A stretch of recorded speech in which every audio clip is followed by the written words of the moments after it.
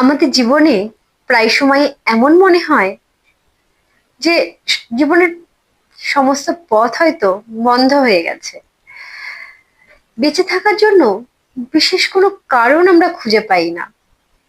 জীবন বড়ই উদ্দেশ্যহীন মনে হয়।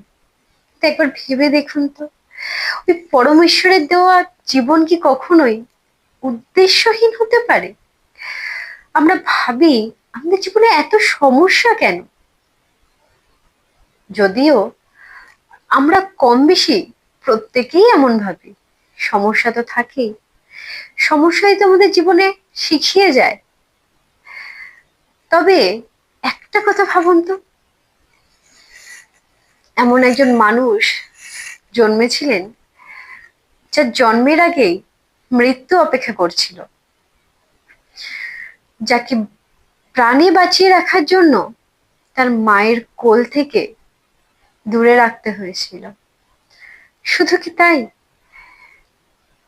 যাকে মা বলে বড় হয়েছিলেন তাকেও ধর্ম রক্ষার্থে কর্তব্যের জন্য ছাড়তে হয়েছিল। নিজের প্রথম ভালোবাসা, নিজের সমস্ত ভালো লাগা, সবকিছু যাকে ছাড়তে হয়েছিল। হ্যাঁ, আমি সেই শ্রীকৃষ্ণ গোবিন্দের কথা বলছি। এখন প্রশ্ন আসতে পারে, উনি তো ঈশ্বর ছিলেন, পরমেশ্বর। হ্যাঁ, পরমেশ্বর ছিলেন উনি। উনি মানব রূপে জন্মে আমাদের শিখিয়ে গেছেন কিভাবে বাঁচতে হয়, বেঁচে থাকার ধরন কি হওয়া উচিত।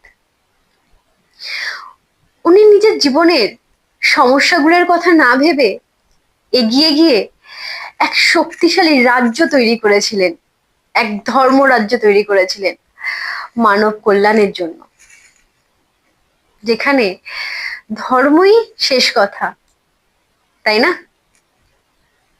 নমস্কার।